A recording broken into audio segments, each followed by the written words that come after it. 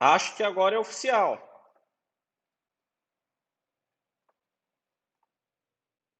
Acho que agora não vai dar mais problema. Pessoal, eu abri a live na rede errada.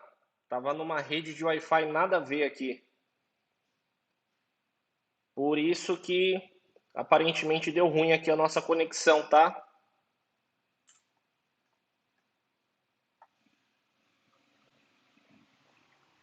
Mas tá dando uma travadinha de leve ainda, né?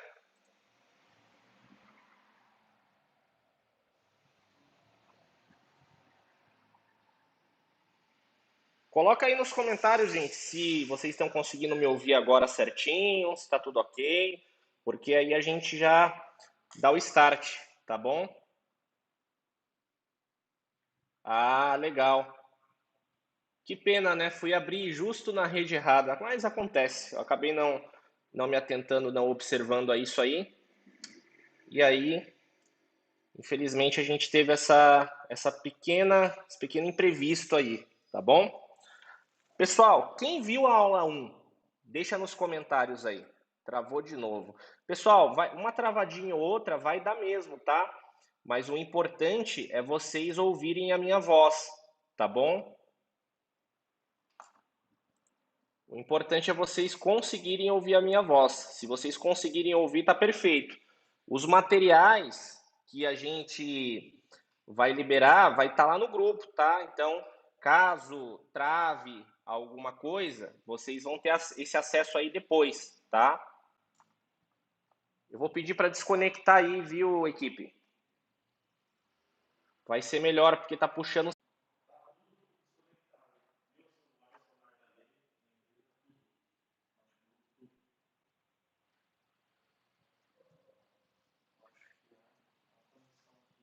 Voltou, pessoal? Agora o sinal subiu no último. Tá até verde aqui.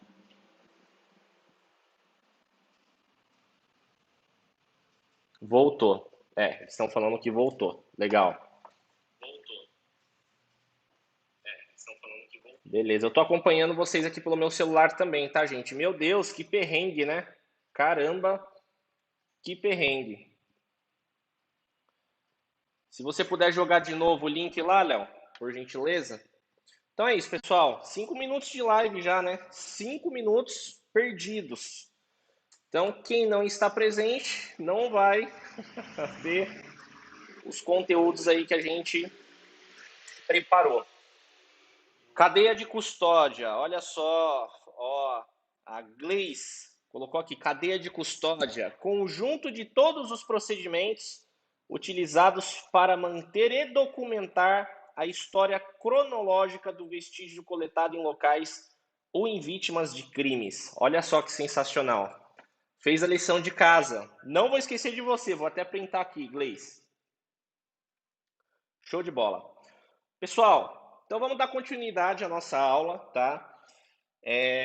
Primeiramente, sejam todos bem-vindos. A gente teve aqui um pequeno imprevisto técnico, não é para acontecer, porém acontece, né? Então peço desculpa para vocês aí que ficaram esperando e a gente vai dar continuidade ao conteúdo de ontem, onde nós estamos abordando todas as esferas desse mundo das ciências mortuárias. A gente deu uma boa pincelada, mais do que eu esperava, inclusive, né, no profissional aí auxiliar de necrópsia. Mostrei procedimentos, falei um pouquinho, inclusive, da perícia, mas assim, bem pouquinho mesmo, só o conta-gotinhas. E hoje a gente vai falar sobre a papiloscopia, mostrarei muitos procedimentos que vocês não verão em outro lugar.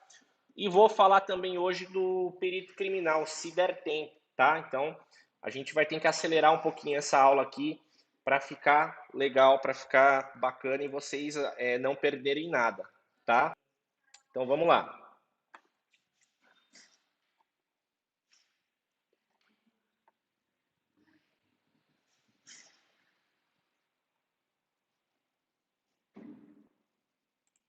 Caiu de novo.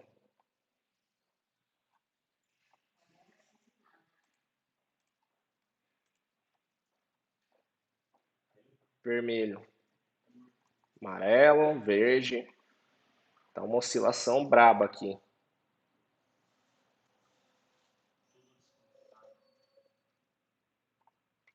Beleza, vamos lá. Pessoal, eu preparei um material aqui para vocês. E eu vou abrir esse material agora.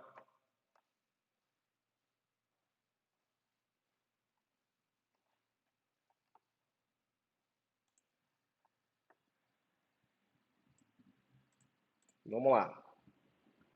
Perito criminal e papiloscopista. Estou abrindo aqui.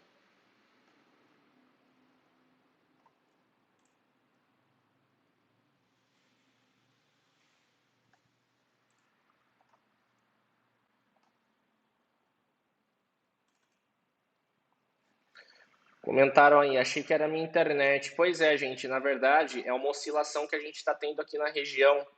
A gente foi avisado aí, então nós não esperávamos que isso fosse acontecer, tá?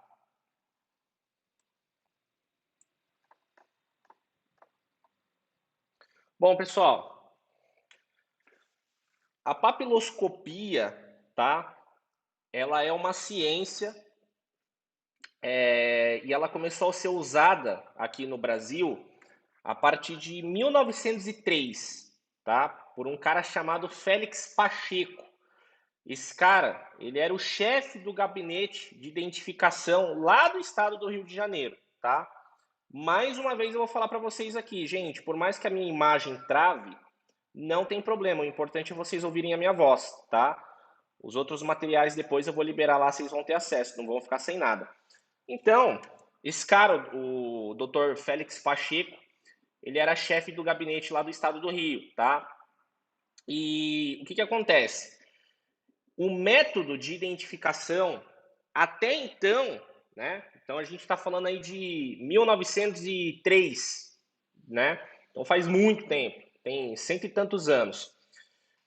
O método utilizado aí para identificação de crimes, por exemplo, era uma parada chamada antropometria.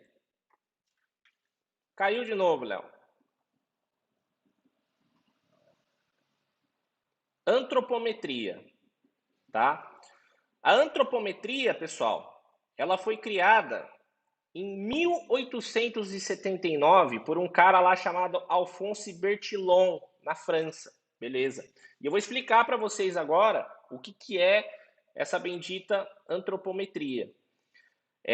A antropometria, ela consistia em você tomar as medidas do corpo, fazer as marcações fotográficas, tá? Dos sinais de quem cometeu aquele crime, né? Então eles tiravam lá as marcações, tudo belezinha, ok? E aí eles faziam um comparativo depois, tá? Então assim, era um método muito falho, beleza?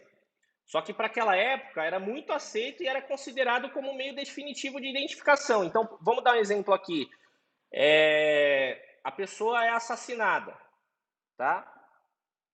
Aí eles vão lá e eles acham uma pegada na lama de um sapato número 40, por exemplo. E aí esses caras usavam, né? Eles tiravam foto lá daquela pegada de um sapato número 40 e tal, e eles iam comparando com as pessoas próximas ali que eram suspeitas. E a pessoa que desse o azar de ter a mesma medida ali daquele sapato, ter o mesmo calçado, um formato parecido, ela já era considerada automaticamente a pessoa que cometeu o crime, tá?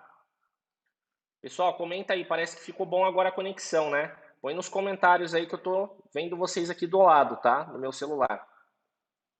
Show. Então, pessoal, esse era o método que era utilizado antigamente. E aí, por que esse método, né, ele parou de ser utilizado? Porque deu ruim, né? Imagina, a pessoa é assassinada e aí tem lá a pegada e de repente, por uma coincidência, o meu sapato é parecido com a marca de sapato lá daquela pegada e eu não cometi o crime. Naquela época lá, eu ia ser considerado culpado, tá? Então, era muito injusto, né, esse método aí de indicação do suspeito, né? Então é só para vocês entenderem como é que funcionava antigamente, tá? Só que aí deu ruim. Um dia deu ruim lá na penitenciária, eu até anotei aqui, é uma penitenciária de Leavenworth, no Kansas, lá nos Estados Unidos. Olha só o que aconteceu. Um cara chamado Will West, ele foi preso e por causa da semelhança fotográfica e das marcações das medidas do corpo dele com o da outra pessoa que cometeu o crime, ele foi confundido com um tal de William, que já havia sido preso naquela penitenciária. Por sorte, na época da prisão do primeiro, o diretor daquele presídio, né, ele tomou conhecimento dessa nova técnica que foi desenvolvida lá por um chefe da polícia da Argentina, que consistia no uso das marcas das pontas dos dedos para identificar presos, né, pessoas que já tinham sido detidas, que é a papiloscopia, tá? E aí, esse cara, o diretor lá, ele resolveu aderir também a esse método. E ele fez um teste na penitenciária, ele coletou, ele tomou as impressões digitais de todos os presos, e aí na ficha desse tal William, já tinha as impressões digitais registradas. E aí esse cara que foi preso, né, o tal do Will West, o diretor ele verificou que as duas digitais eram diferentes. Ele falou, pô, mas a digital desse preso aqui, que já foi preso, que a gente já tem aqui a digital, não é a mesma pessoa, mas os caras eram tipo sósia, né? E aí, esse fato, né, que aconteceu mostrou que a antropometria ela não era precisa, ela não era um método conclusivo de identificação, mas sim um método auxiliar, tá? E a partir desse fato, a identificação por meio das impressões digitais, ela começou a ser usada no mundo todo, beleza? Até aí deu para entender? Vocês conseguiram entender que deu ruim e tal? Eu só estou contando uma breve história de como que surgiu essa parada aí da papiloscopia, tá? Joga aí nos comentários se tá beleza agora, pessoal. Parece que a conexão estabilizou. Então, gente, a papiloscopia, ela é um método técnico-científico de identificação humana por meio das impressões papilares, ou seja, é uma reprodução dos desenhos encontrados nas papilas dérmicas palmares, tá? Das mãos e plantares, que são dos pés. Pô, Rodrigo, a gente tem essas marcas aí papiloscópicas nos pés? Sim, nós temos, tá? Então, não é muito comum, mas é necessário, né? Dependendo do caso, fazer essa coleta das papilas plantares, beleza? E aí, é um método comparativo entre uma impressão papilar de autoria desconhecida em relação a outra já conhecida. Ou seja, acontece um crime, tá? Eles vão lá e eles vão tentar. Acredito que a maioria do pessoal que está na live aqui seja provavelmente do estado de São Paulo. Não tenho certeza, né? Eu vi que teve muita gente que falou aí que é de outros lugares. Aqui, pessoal, ficou obrigatório no estado a gente fazer as digitais. Essas digitais, elas são processadas e elas ficam num banco de dados. Então, se eu cometer um crime e eu deixar por um descuido a minha digital exposta, né, seja pegando num copo, enfim, os caras vão coletar essa digital, aí eles vão cruzar no sistema e vai acusar que sou eu, tá? Caiu de novo.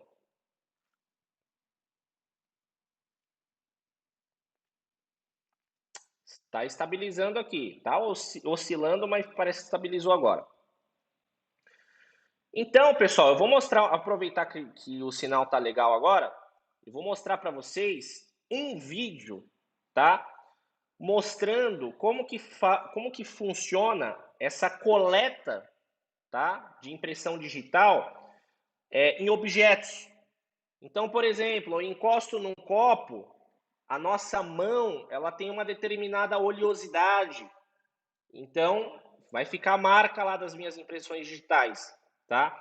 E aí existe um método que foi desenvolvido pela polícia, né, papiloscópica, pela perícia, aliás, papiloscópica, para conseguir tirar, por exemplo, encosto no copo, ficou marcado lá, para tirar aquela impressão do copo e passar ela, né, para que o pessoal lá da Polícia Científica faça esse cruzamento de dados, beleza? Eu vou mostrar para vocês agora como funciona isso.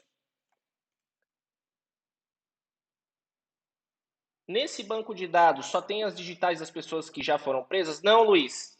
Todo mundo que faz, que tem, né, fez algum dia essa coleta das impressões digitais fica num banco de dados federal, tá? A nível Brasil. Então, toda a comunidade aí da Polícia Científica tem acesso a isso, beleza? Pessoal, eu vou fazer para vocês aquela transição lá da minha tela, beleza? Então vamos ver se vai dar certo aqui. Eu quero mostrar para vocês como que a perícia papiloscópica, não confundam perícia com perito criminal, é perícia papiloscópica, ou seja, o profissional que faz a coleta das impressões digitais, como que ele faz isso em objetos, tá? Então eu vou fazer a transição aqui. Vamos lá. Vocês estão conseguindo ver minha tela, gente? Joga aí nos comentários. Rô, consigo. Para eu botar o vídeo para rodar aqui. Confirmem aí, gente, se está tudo bem.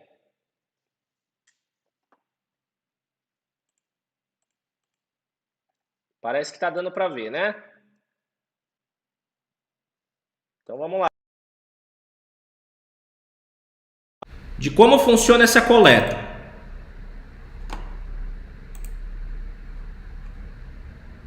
Mas tem as digitais no vidro.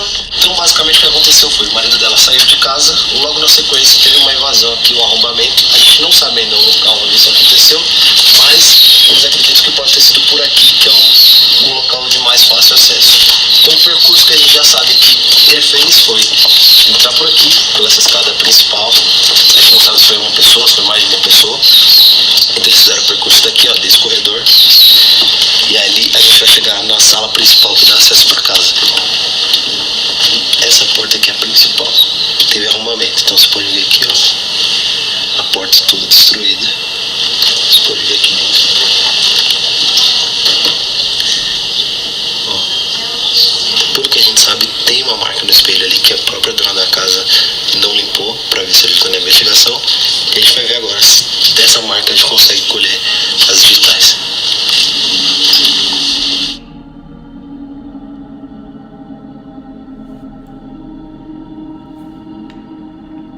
Aí vocês vão ver como é feita essa coleta, pessoal.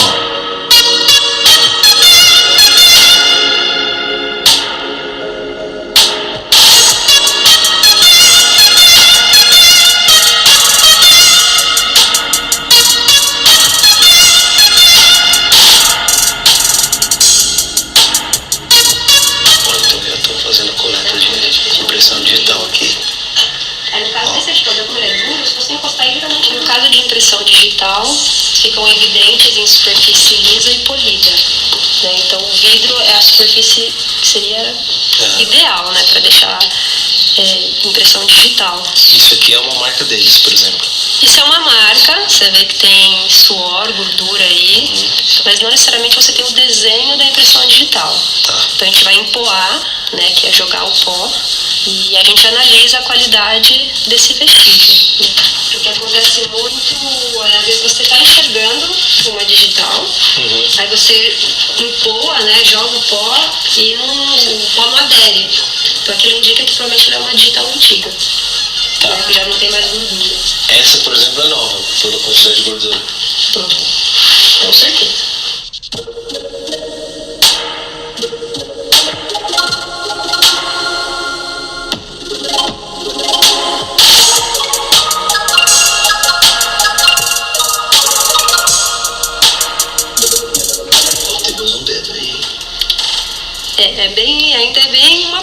de dedo, né? A técnica aqui é um borrão e só aqui em cima tem linha.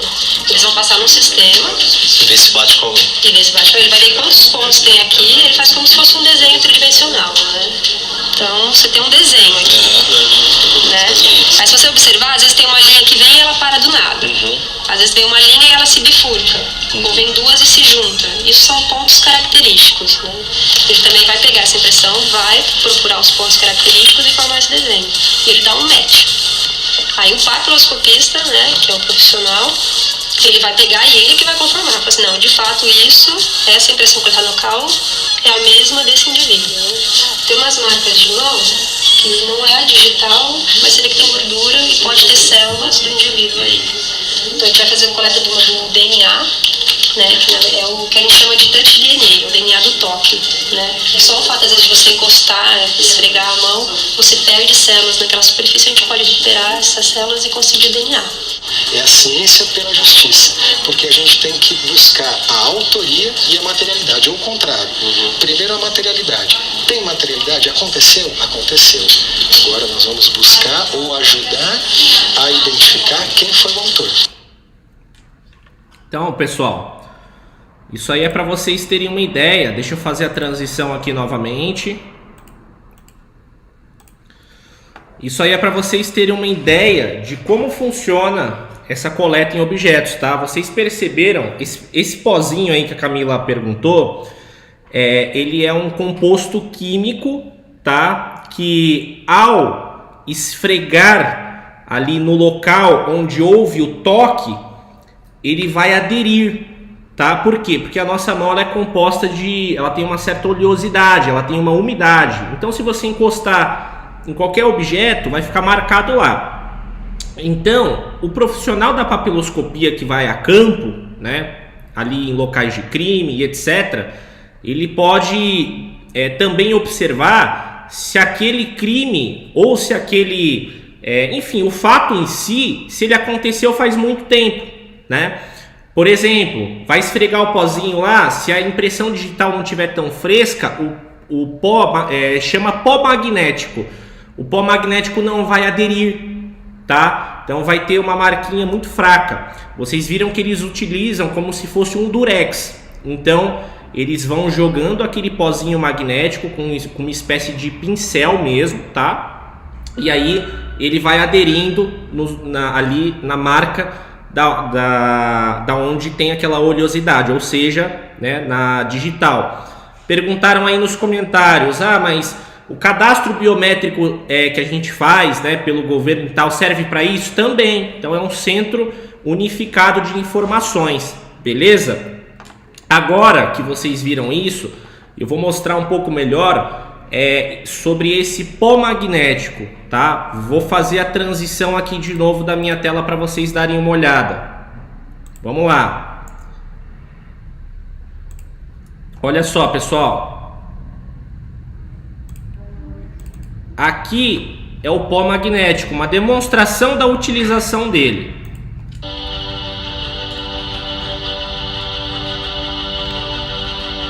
Digitais, padrões gerados de uma superfície pelo contato com os dedos.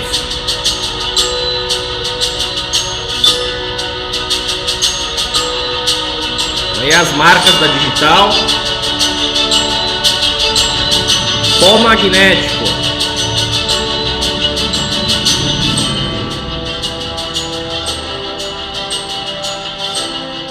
Aí é os componentes, tá? Óxido de ferro e aditivos. Aqui é o exemplo de uma taça.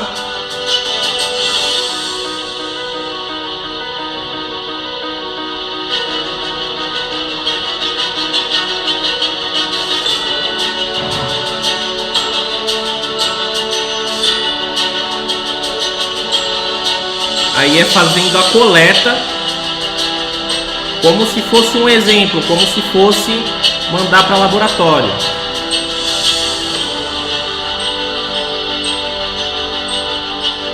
E aí vem a comparação para tentar fazer a identificação. Então acho que deu para pegar aí, né, pessoal? Vamos fazer a transição aqui de novo.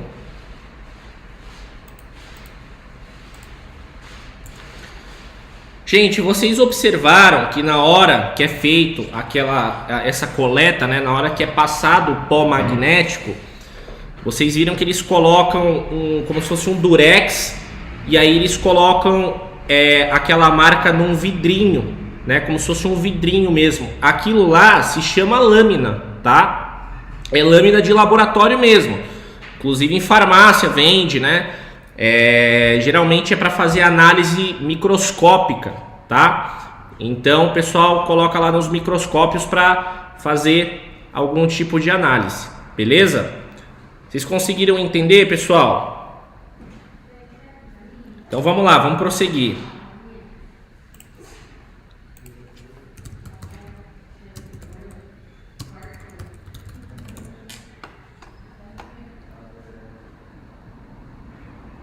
Perguntaram aqui nos comentários, Pamela, uma marca de boca e uma xícara também dá para identificar? Dá para identificar, é possível fazer essa identificação, tá? Então vamos lá. Pessoal, a papiloscopia, ela não é feita só em cena de crime, tá? Ela é feita também em pessoas vivas e também em pessoas mortas. E aí, inclusive, a Patrícia colocou aqui, né? Patrícia Vieira, uma pessoa que morreu carbonizada, ainda dá para ser feita a papiloscopia? Vou falar sobre isso também, tá?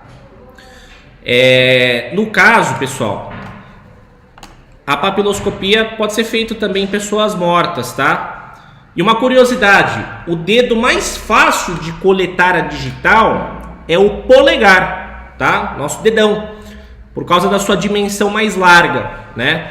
Só que o pessoal da papiloscopia não chama isso de polegar, nem de dedão, né? E eles chamam isso de quirodáctilo. Pô, Rodrigo, que nome esquisito, mas é esquisito mesmo, tá? É quirodáctilo o nome. Se vocês derem uma pesquisada aí no Google, vocês vão conseguir ver alguns termos técnicos também, tá? Então vamos falar um pouco mais dessa identificação das papilas dérmicas, né, em pessoas mortas. Vamos dar alguns exemplos aqui práticos para vocês. Vou inclusive colocar alguns estudos de caso, beleza? Pessoal, o que acontece? Nós temos um índice aí brasileiro que eu não lembro de cabeça agora, tá? Mas tem uma porcentagem de pessoas que elas não são identificadas de primeira, né? Seja porque a pessoa desfigurou ou de repente foi fruto, né, do crime organizado, né? Então de repente a pessoa estava lá traficando, né? Teve um desentendimento lá com o pessoal do tráfico e aí eles vão e aí eles tentam apagar o registro dessa pessoa, né? Ou seja, eles vão lá, cortam as mãos, os pés, né? Vamos colocar aí, tira a cabeça, né? Faz uma decapitação e aí queima a pessoa. Dá para fazer esse reconhecimento? Dá para fazer, é possível, tá? Então, geralmente, quando a gente acha um corpo de uma pessoa sem documento, os nossos pais, e eu falo porque eu ouvia muito isso dos meus pais, eles falavam assim, filho, você fica saindo sem documento, depois morre aí, vai ser enterrado como indigente. O pessoal mais antigo falava isso, né? E o que acontece? Esse termo aí, indigente, ele não existe mais, tá? Agora, pessoal, se chama não reclamado. Não é mais indigente, é um corpo indigente. Não, é um corpo não reclamado. Ou seja, a pessoa ainda não foi identificada, né? Então a família não tem como reclamar aquele corpo, tá? Então isso é um termo também técnico aí para vocês. E aí o que acontece, gente? O nosso país é um país violento. Então não é incomum, não estou falando que é sempre que se encontra, mas não é incomum encontrar, né, no caso a polícia científica, ela acabar encontrando um corpo já muito putrefeito, às vezes a pessoa foi assassinada no meio do mato, e aí o pessoal só percebe que tem um corpo ali por causa do mau cheiro, né? Então a pessoa acaba entrando em processo de putrefação, aí só quando está avançado que o pessoal acaba se dando conta que tem um corpo ali. Geralmente, quando a polícia científica tem acesso àquele corpo, eles levam lá para o IML para tentar trabalhar aquele corpo, né, para buscar fazer essa identificação. E cabe à papiloscopia ela trabalhar isso, tá bom? A papiloscopia ela é fundamental para esse reconhecimento do corpo. A Lara mandou aí: professor, uma dúvida. Eu doei o meu cabelo. Se a pessoa estiver usando o meu cabelo e cometer um crime, eu serei acusada por ter o meu DNA? Olha, Lara, é uma situação delicada, mas eu acredito que a polícia científica em si, ela faz um cruzamento de dados, né? Se você doou o seu cabelo, a pessoa provavelmente que teve acesso, né, à sua doação, muito possivelmente ela deve morar longe de você. Então, caso essa pessoa cometa algum crime, a polícia científica vai trabalhar buscando imagens, né? De repente você pode ter sim um acionamento, né, da polícia científica para prestar esclarecimentos, né?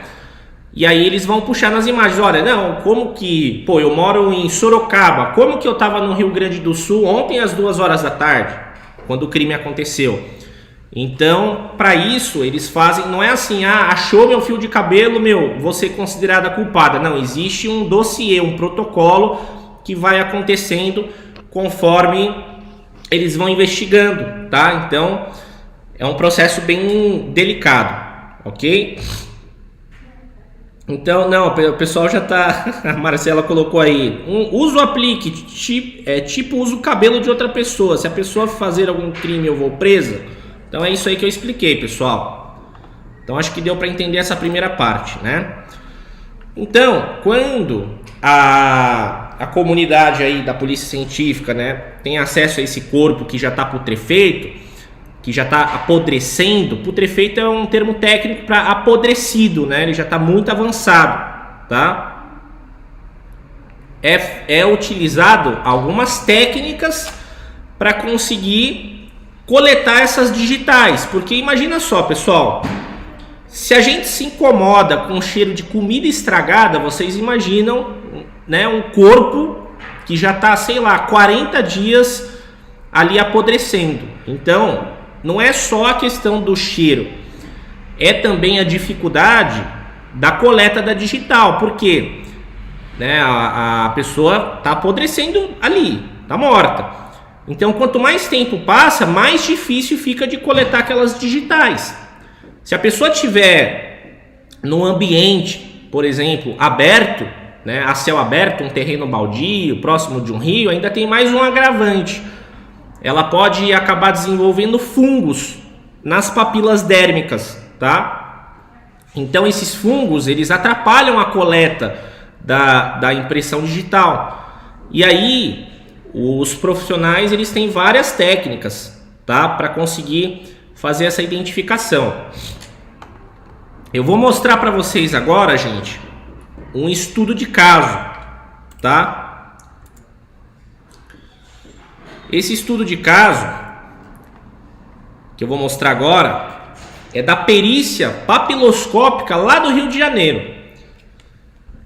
Esse procedimento ele foi feito pelo Marcelo Roriz.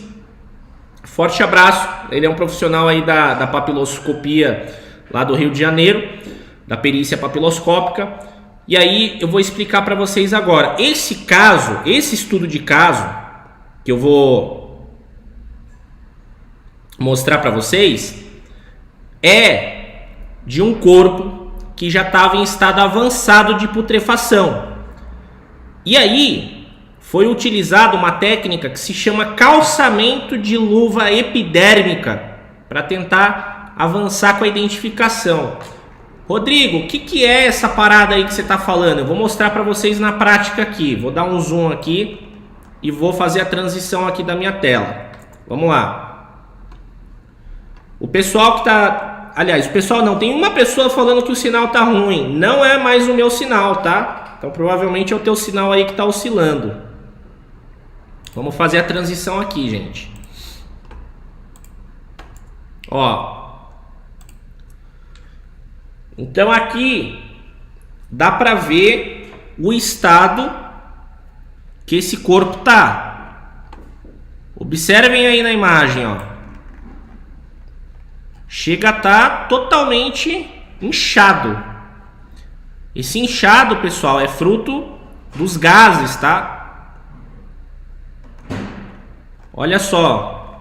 O estado que estava a mão dessa pessoa. Totalmente putrefeito. A nossa pele, gente, ela é composta de camadas, tá? Epiderme, derme e hipoderme. Então aqui a gente já vê que está tendo um desluvamento natural, né? Olha só a situação. Vocês estão conseguindo enxergar legal, pessoal? Depois eu vou colocar as imagens lá no grupo, tá? Olha só. A gente consegue identificar nessa imagem que tem até larvas aqui. Então é um corpo que já passou de 40 dias aí, provavelmente. Já passou de 40 dias que está em estado de putrefação. Agora olha o que foi feito. Olha isso. Vocês estão percebendo que é um ferro aqui? Ó. O profissional da papiloscopia fez um procedimento de desluvamento. Esse é o nome mesmo, tá? Desluvamento. Colocou aqui para fazer a identificação. Vou mostrar um outro procedimento para vocês agora. Aliás, vou mostrar dois procedimentos.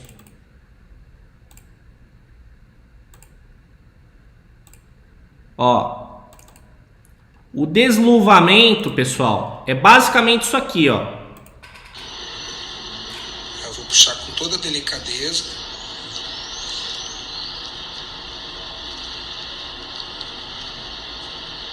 Aqui, ó. Consegui puxar inteiramente a epiderme com os pontos dos fungos. Então lembra que eu falei, pessoal, tá tudo cheio de fungo, tá? A imagem não tá muito clara aqui, mas dá para ver um monte de pontinho. Essa primeira camada, ela se chama epiderme. É a camada mais externa do nosso polegar, do nosso quirodáctilo, tá?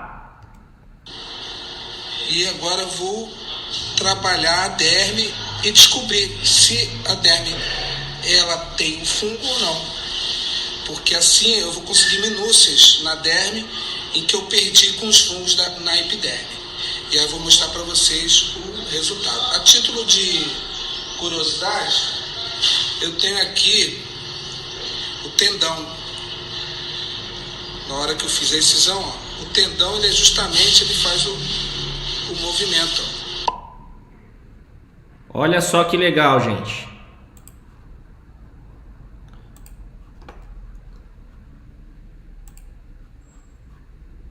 Vamos fazer a transição aqui de novo.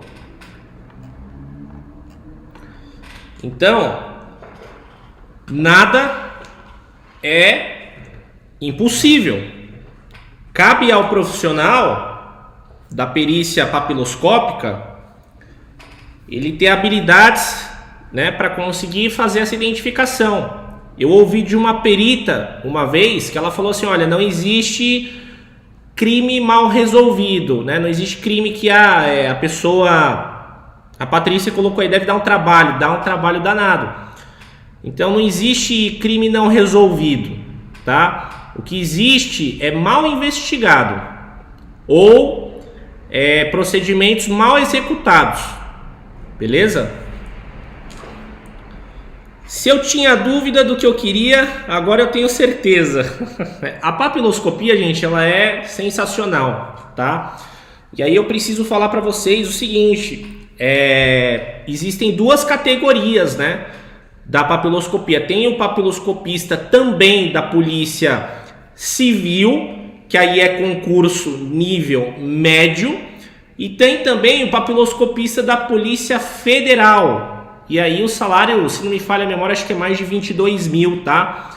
E aí, o que difere um do outro além da escolaridade? Lembra que eu falei, profissionais da Polícia Civil, eles lidam com crimes. Já o pessoal da Polícia Federal, eles lidam com outros crimes da esfera governamental, né? Então, de repente, entraram lá, por exemplo, numa caixa econômica, aí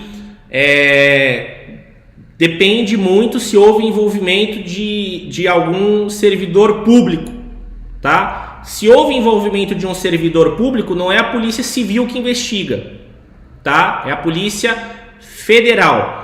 Eu vou dar um exemplo prático aqui para vocês. Vocês devem lembrar o caso aqui, por exemplo, daquele escândalo que a gente teve aí, daquela época da Odebrecht, né?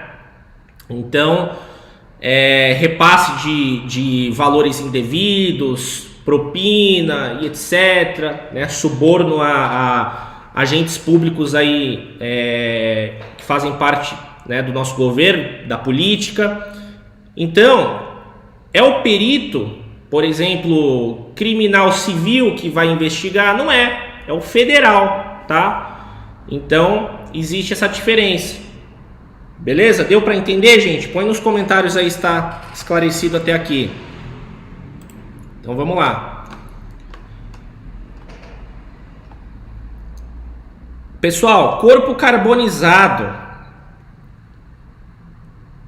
Ana Paula jogou aí. Papiloscopia da Civil tem que ter um ensino superior? Não. Precisa só do ensino médio completo, tá bom?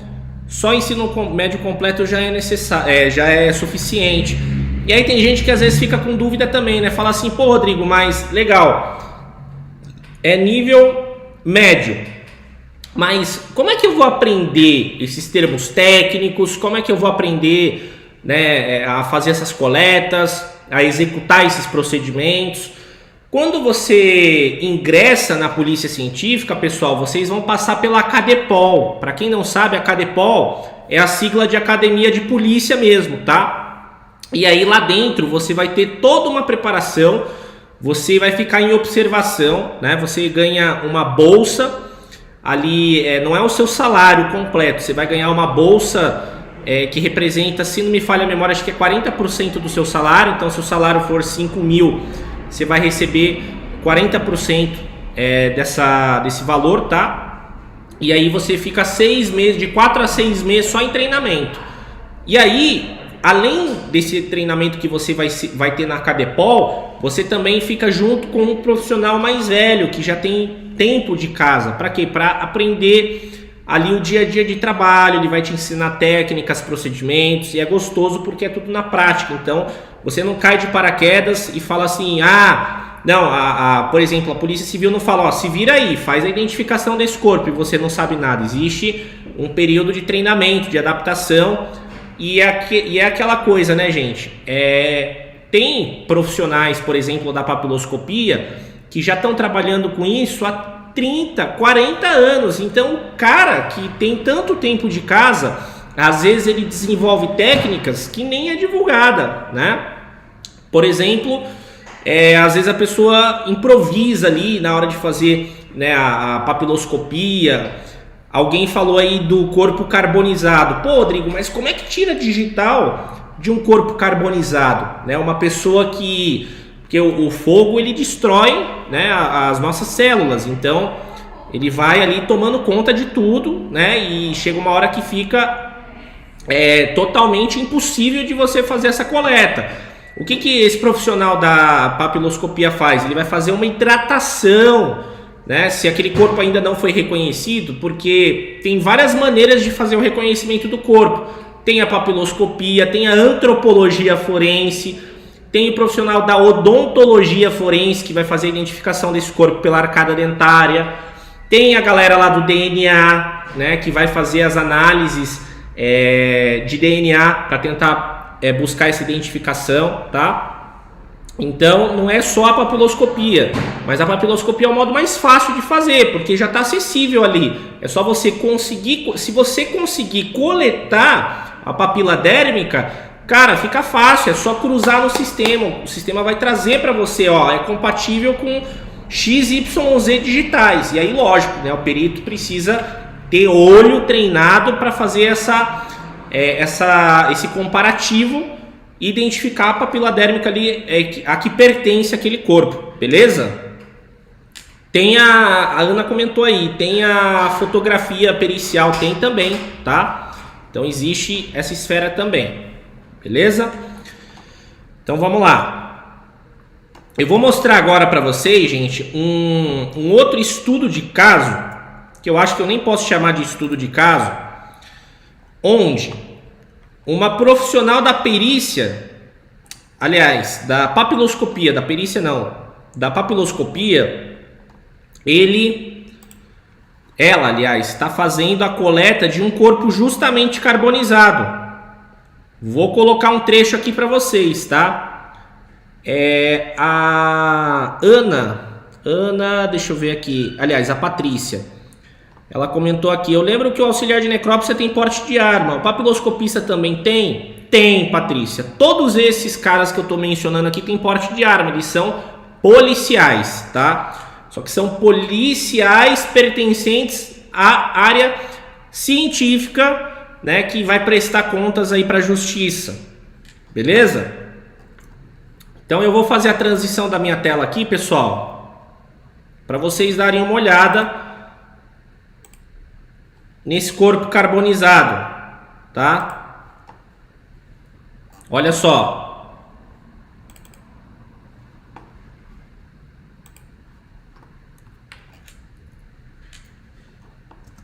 Aqui, por mais estranho que possa parecer, eu tenho ainda a derme preservada. E eu posso hidratar ao ponto de recuperar a impressão digital.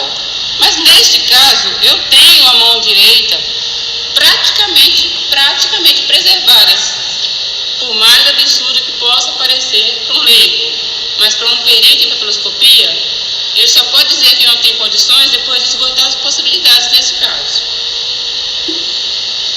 A mão esquerda, nesse caso, nós podemos observar que ela não ficou toda contraída, mas não houve queima total. Há partes que podem se preservar, preservada com queima.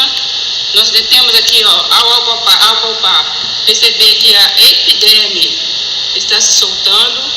Vou fazer uma incisão só para comprovar.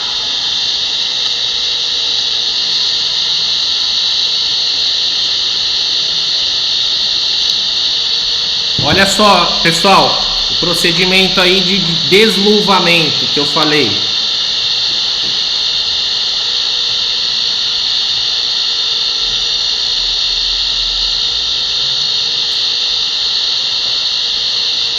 Eu tenho toda a epiderme do polegar, que eu posso recuperar na face externa ou na face interna, a coleta.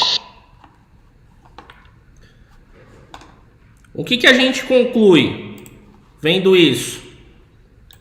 A gente chega à conclusão que o profissional que está à frente ali daquele caso, né, seja um corpo carbonizado, e tem o contrário também, tá, gente? O problema do corpo carbonizado é que tá carbonizado, né? Mas tem outros casos que são delicados também. Por exemplo, a pessoa foi encontrada num rio 20, 30 dias depois. A coleta das digitais também é difícil, porque fica totalmente encharcado, né? Às vezes, quando o corpo está embaixo d'água também, ele, conforme vai sendo ali exposto naquele ambiente, Existem alguns animais que também se alimentam, né? Crustáceos, peixes mesmo, né? Que podem se alimentar daquela carne que está em apodrecimento. Então, um crustáceo pode tirar um pedacinho aí da digital. Pode acontecer, não é impossível, tá? Então vamos lá. Eu vou mostrar aqui para vocês também uma outra técnica do profissional da papiloscopia, que se chama water boiling. Para quem não sabe, o water boiling é água fervendo em inglês, tá? Patrícia, o pé também tem digitais? Tem sim, Patrícia. Então vamos lá. Por exemplo, gente, um corpo que está embaixo d'água, né? Esse corpo, ele vai estar com provavelmente as digitais encharcadas. Essa técnica do water boiling, o que ela consiste? Ela consiste em pegar o quirodáctilo ou... Isso, Maria, muito e demasiado, exatamente. Então, ela consiste em pegar ali a digital e aí, na água fervendo, você mergulha, deixa 3 segundos e tira. O que vai acontecer? Vai eriçar as papilas dérmicas, tá? Elas ficarão eriçadas. Por quê? Quando você deixa a mão muito tempo, por exemplo, você está numa piscina, você vai perceber que fica inchado, né? Você perde um pouco o tato, não fica tão em evidência suas papilas dérmicas, né? Então, colocar na água fervente traz mais uma normalidade, beleza? Vou mostrar aqui o procedimento para vocês aqui. Vamos fazer a transição da tela.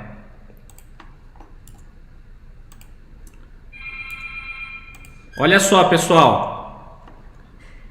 Olha o estado que essa mão tá.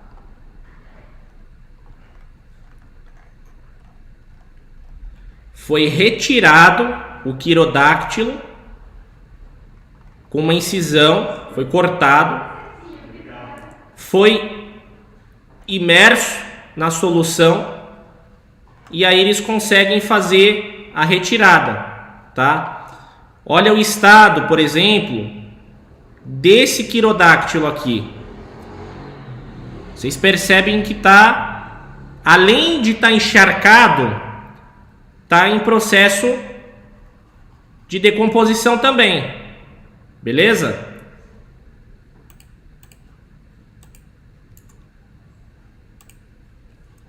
Vamos lá.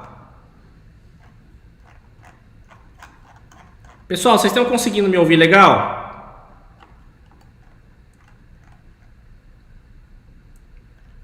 Bom, vamos prosseguir aqui. Comentários aqui. Mundo da Aninha. Fala, meu amigo professor, vou acompanhar aqui do trabalho. Denilson, bem-vindo, viu?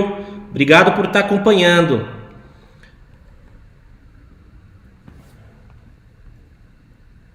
Infelizmente, a Ana colocou aqui, infelizmente... Ontem teve um triplo homicídio na MH cidade aqui. Não é comum esses crimes, mas devido ao trabalho da papiloscopia, à noite já conseguiram provar e prender o acusado. Pois é, pessoal, a papiloscopia ela também pode ser utilizada em catástrofes, tá? De repente, um deslizamento de terra, né, um acidente, por exemplo, muito grave, né, que nem teve esse acidente aí com ônibus, né, uns meses atrás, que acho que mais de 20 pessoas foram a óbito. Então, é um trabalho que a papiloscopia vai estar encarregada, né, de fazer esses reconhecimentos, beleza? Tô lendo os comentários de vocês aqui. Viviane, quirodáctilo parece nome de dinossauro. Parece mesmo, Vivi. Igualzinho. Lembra, né? Pterodátilo. Então vamos lá. Já mostrei uma das técnicas para vocês aqui. E vou mostrar uma outra técnica também, pessoal. Vou fazer a transição da tela aqui. De injeção de ar, tá? Olha só.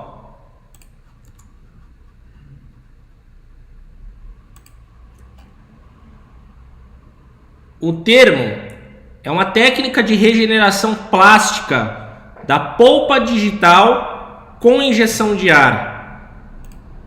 Olha só.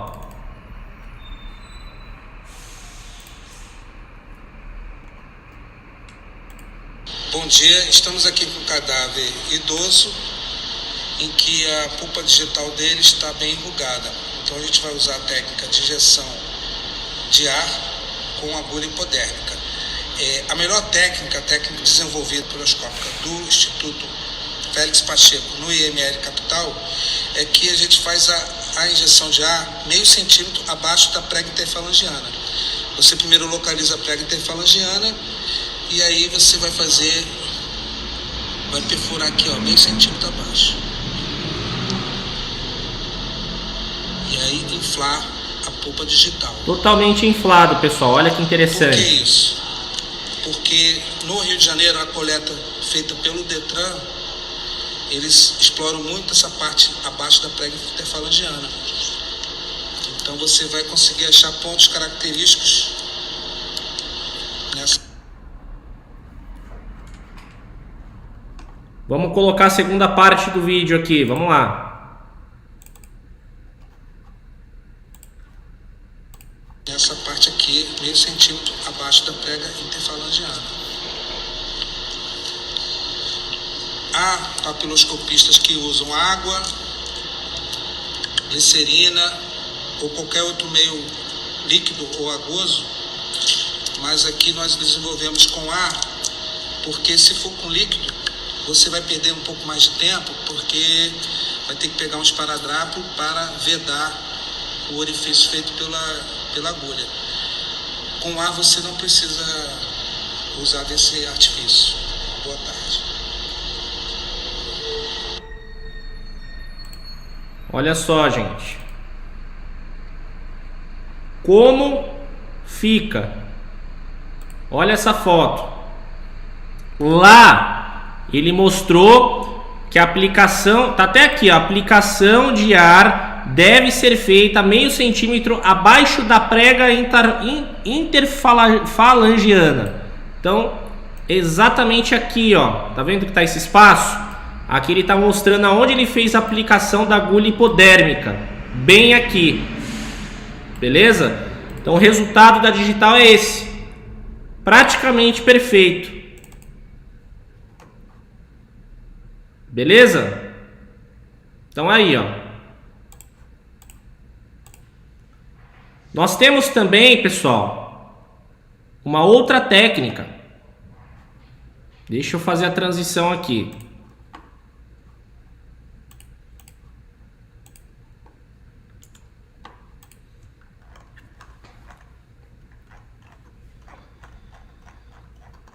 Essa parada do desluvamento, gente, ela é muito interessante porque a gente pode preservar as papilas dérmicas.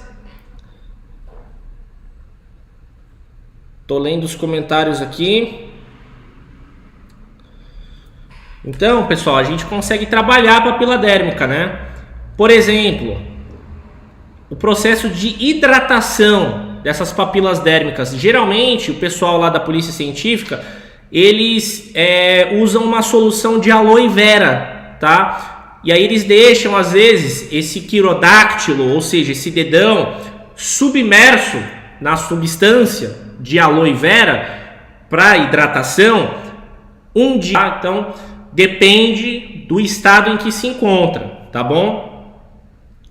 Vamos dar um exemplo lá, de novo, do corpo carbonizado. Pô, Rodrigo, e se de repente carbonizou boa parte do dedo e só sobrou um pedacinho de digital? Dá para trabalhar? Dá para trabalhar também. Se tiver pelo menos um pedaço da impressão digital, no caso da derme, Tô tentando selecionar a imagem aqui, mas acabei deletando ela. Deixa eu ver se consigo voltar. Ah, voltou.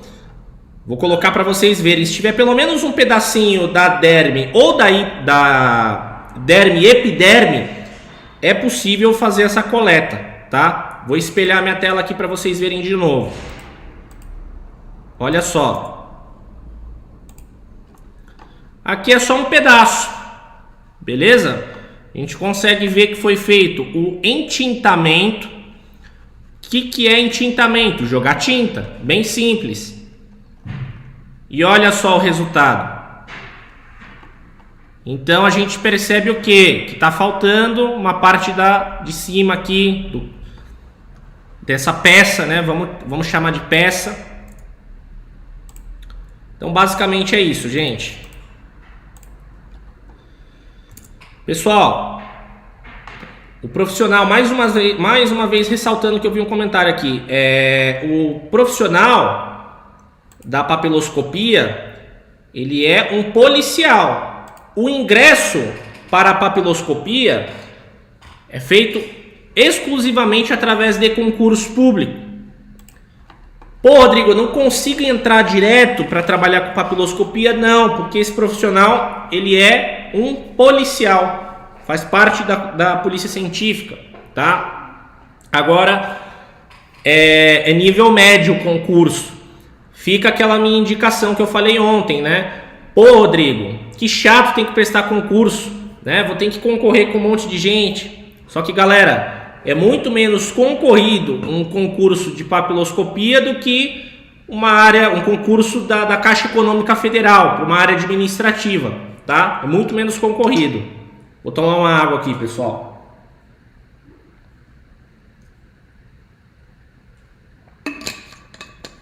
Eleni colocou aí, parabéns, ultrapassou minhas expectativas. Obrigado, Eleni. Vamos falar agora, pessoal, do perito criminal.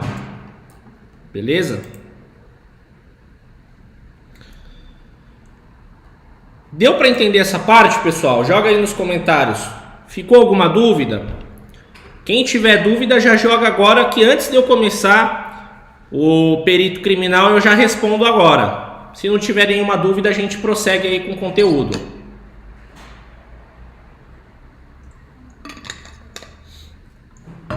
A Gerlânia colocou aí, pessoas que perdem as digitais, é mais difícil para fazer esse tipo de exame? Às vezes, Gerlânia, a pessoa perdeu só a epiderme, tá? É que são 3 camadas que nós temos na pele. A derme, epiderme e hipoderme. A hipoderme já é a área gordurosa ali que não tem mais impressão digital. Então as digitais, ela fica só na derme e na epiderme. Então a epiderme é essa camada externa aqui que a gente tem acesso, a gente consegue tocar. Já a derme é a de baixo, beleza? Então às vezes a pessoa não tem a digital, mas é só da epiderme, mas lá embaixo na derme, na segunda camada, ela tem. Então dá para coletar a digital mesmo assim, num caso de óbito, num caso de morte, tá? Então é isso. Vamos lá, para trabalhar em SVO também é necessário concurso. Tem as 2 categorias, Lúcia.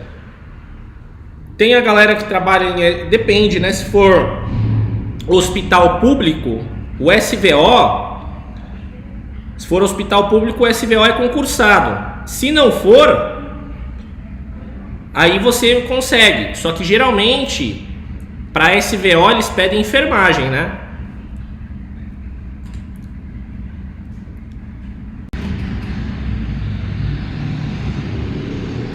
Pessoal, deu uma oscilação aqui. Vocês estão conseguindo me ouvir?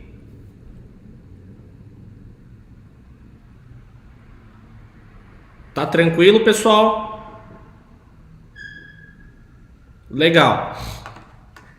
Eu vi que deu uma alteração na rede aqui, mas ok. E é isso. Vamos prosseguir agora, galera, lá para o perito criminal. O perito criminal, gente, existem 2 categorias, tá? Tem o perito criminal da Polícia civil e o perito federal, tá? Também tem, então tem na papiloscopia o civil e o federal, e tem na perícia também o civil e o federal, tá? Rodrigo, qual que é a diferença? A mesma coisa que eu expliquei do papiloscopista. Federal é só da esfera que tem a ver com servidor público, tá?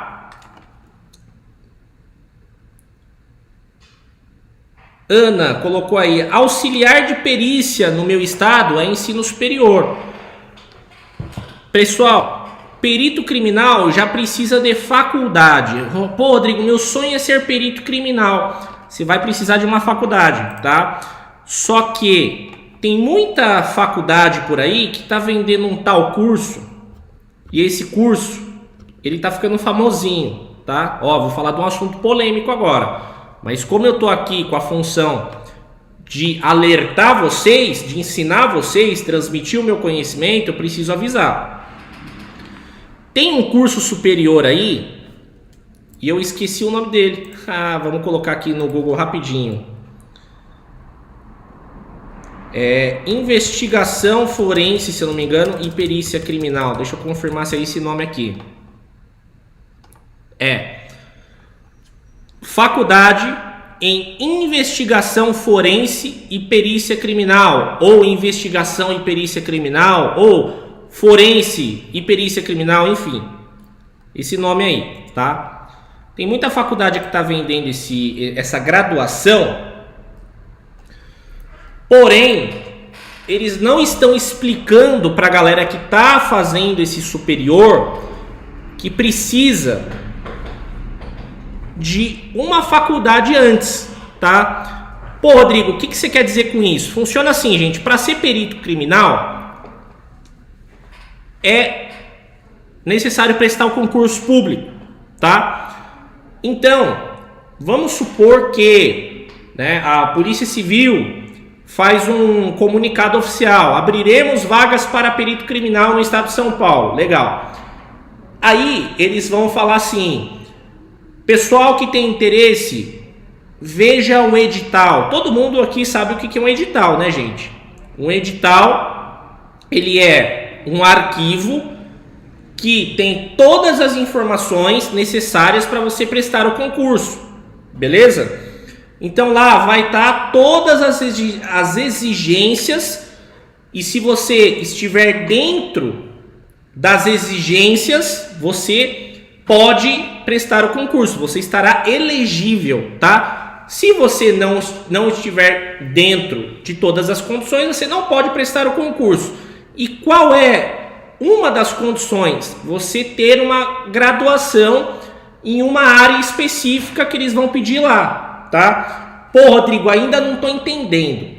Vou explicar de uma outra maneira.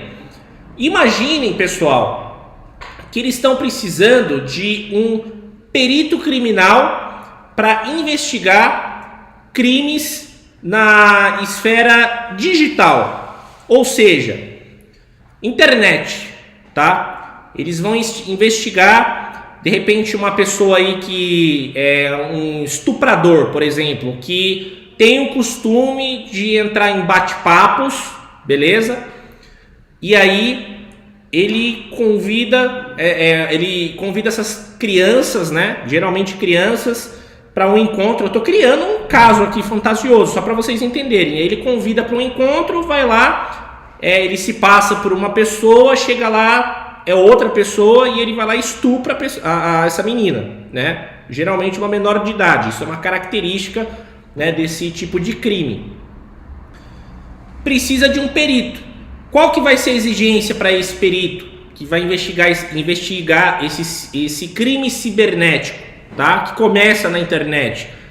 Ele precisa ser formado em TI, tecnologia da informação. Então, se você não for formado em TI, se você não tiver uma faculdade em TI, você não está elegível, você não pode prestar o concurso, tá? Por exemplo, vamos dar um outro exemplo aqui. Precisa de um perito específico para investigar crimes em hospitais. Isso existe. Tem a área aí, por exemplo, da enfermagem forense. houve há uns anos atrás escândalos, né, de hospitais que faziam parceria, isso é um absurdo, né, mas existe e já existiu, já houve esse escândalo, saiu inclusive em reportagem. Os hospitais faziam parceria com funerárias e eles pegavam pacientes que estavam acamados e aí uma enfermeira ia lá, dava uma injeçãozinha e matava aquele paciente, tá? Então, pode ser que seja necessário um perito dessa área da enfermagem forense para fazer uma investigação mais ampla, né? Como que está a estrutura do hospital, e aí eles vão pedir faculdade do quê? De enfermagem. Se for um crime, por exemplo, que já mexa, por exemplo, com a Receita Federal, o cara tá sonegando imposto, vai ser um cara formado em contabilidade, tá? Então, para cada área vai existir uma graduação necessária. Aí a pessoa, ela se encanta, ela se apaixona pela perícia criminal e ela acha que ela fazendo esse concurso de investigação forense e perícia criminal, ela já vai estar habilitada para trabalhar, e isso não existe. Já tô mandando a real para você. Essa faculdade não vai, ela não é que ela não serve para nada, tá? Entendam o que eu quero dizer. Ela vai te preparar, sim, para você entender sobre a área forense, para você ter um domínio de vários procedimentos que são praticados muitas vezes na Polícia Civil, mas ela não vai servir como titulação para você prestar o concurso público. Pessoal, confirma nos comentários. Deu para entender o que eu comentei aqui agora? Porque é complexo o negócio. Marisângela, pois aí, boa noite, tenho 58 anos, ainda é possível eu exercer essa profissão que me fascina? Tem como sim, tá? Inclusive, Mariângela, aliás, desculpa, tem como você entrar na área da Thanato. Thanato não precisa de concurso, tá? Muitos alunos meus, inclusive, começam essa jornada trabalhando com a tanatopraxia, que é muito mais fácil. E aí depois você se prepara para entrar na necrópsia, aumentar seu salário, beleza? Aí a Nick comentou aqui, curso de auxiliar de necrópsia, pode atuar também em tanatopraxia em funerária? Nick, eu não contrataria, porque tanato não tem nada a ver com necrópsia, são coisas totalmente distintas, separadas, tá? A tanato ela é um procedimento para somatoconservação ali do cadáver. Já o profissional ali da necrópsia, ele tem um objetivo forense, né? Médico legal. Ele tem o objetivo de fazer investigação para descobrir a causa-morte. Então é uma coisa que não rima muito, entendeu? Por isso que eu indico que a galera faça o curso de ciências mortuárias. Inclusive é o nome da minha página, né? Eu já estou fazendo propaganda aqui pra gente mesmo. Mas as ciências mortuárias, ela já abrange tudo. Você sai formado em todas as esferas, em todas as áreas, beleza? Patrícia mandou aí. Esses cursos precisam ter registro no MEC? O MEC, Patrícia, ele só registra faculdade, beleza? Então o pessoal às vezes pergunta, é reconhecido pelo MEC? O MEC só reconhece curso de graduação, faculdade. Cursos técnicos, auxiliares, eles são regidos por outro órgão, que é a diretoria de ensino. Ó, já estou dando até um spoiler para vocês aqui. Nós, por exemplo, aqui, nós somos reconhecidos por todos os órgãos competentes. Então o MEC ele não cuida disso, tá? Ele é um órgão abaixo dele que cuida. Mas basicamente quando a pessoa perguntar, Rodrigo, teu curso é reconhecido pelo MEC? Eu falo sim, porque eu já entendo o que a pessoa quer dizer, é legalizado, tá? Com certificado válido em todo o território nacional. Sem contar que a gente desenvolve um trabalho sério também na formação do aluno, né? Tô olhando os comentários aqui. Ana Paula mandou aí, nossa, Rodrigo, você fala tudo o que eu quero ouvir, caramba, às vezes dói, né, Ana? Às vezes nessas lives assim a gente acaba falando a verdade, mas já é bíblico, pessoal. A verdade vos libertará, tem que saber a verdade. Às vezes não é legal de ouvir, ou às vezes é. Enfim, vamos dar continuidade aqui, vamos entrar com tudo agora no perito criminal. Então, dando start. Bom, perícia criminal. Pessoal, tem uma parada aí da perícia. Vamos falar aqui o que o perito faz. O que o perito faz? Ele vai periciar a área e a cena do crime, beleza? Então a pessoa entrou numa discussão, numa briga de bar, e aí toma um tiro e morre. Quem que vai lá? O perito criminal.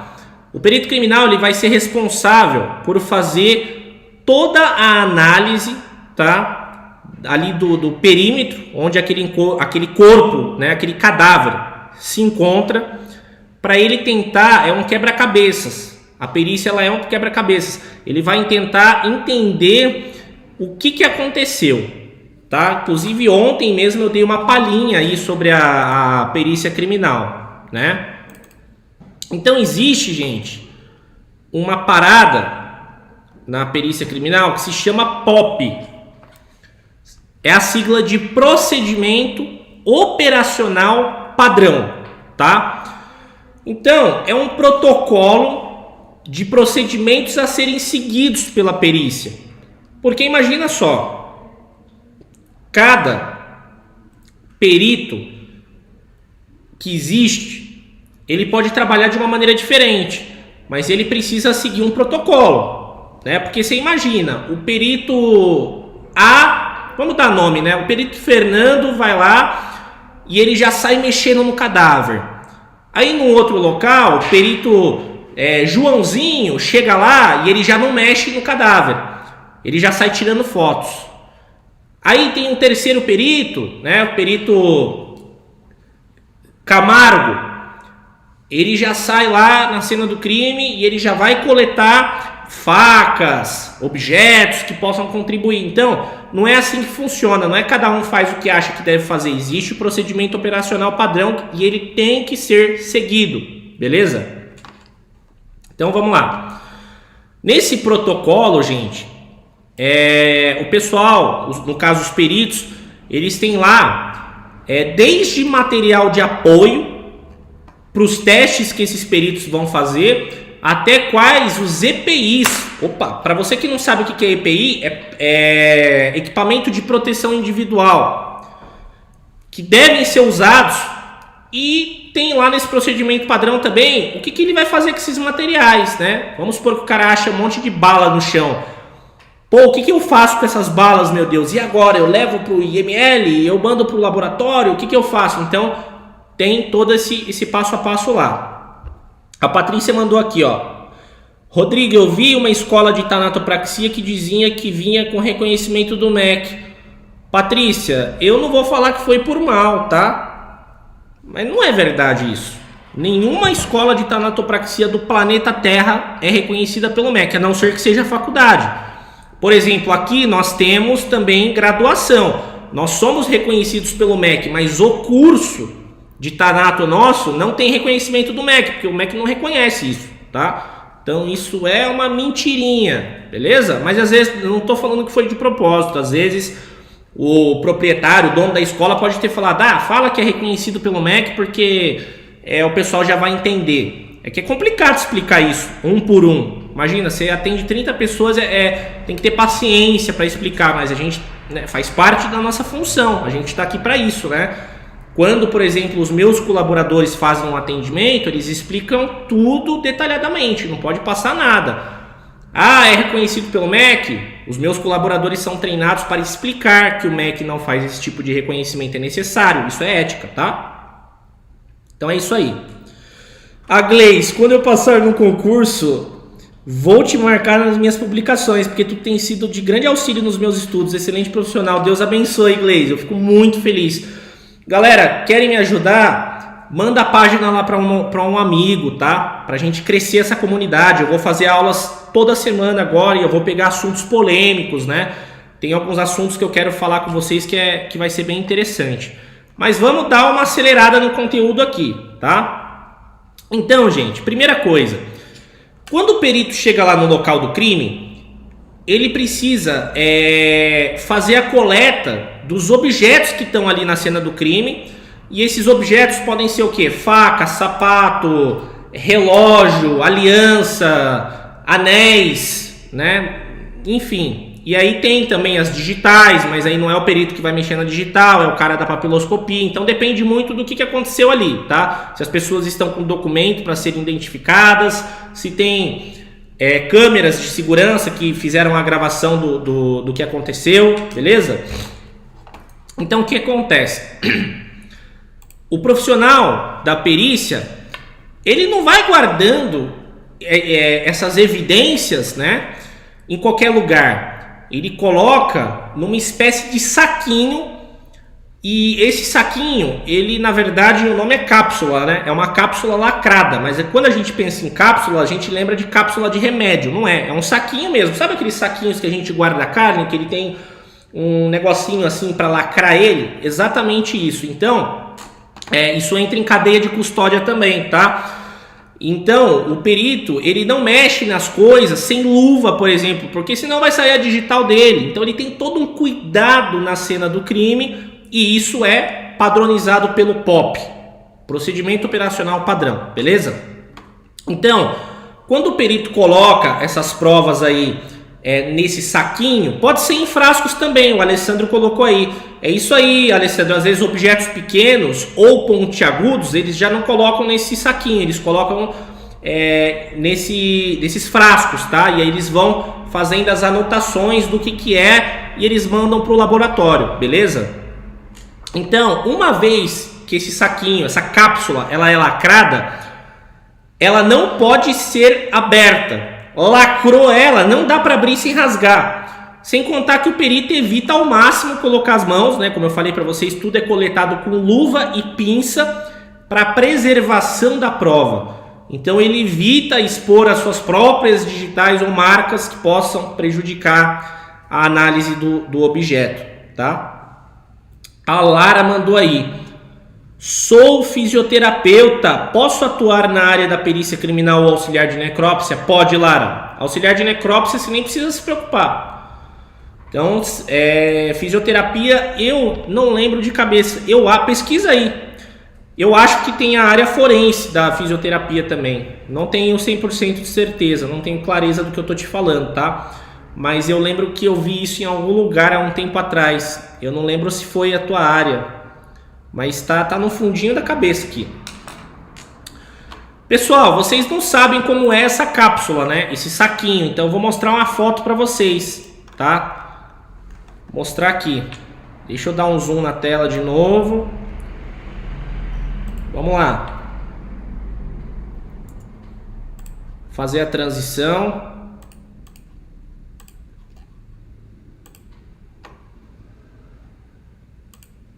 Aí, foi.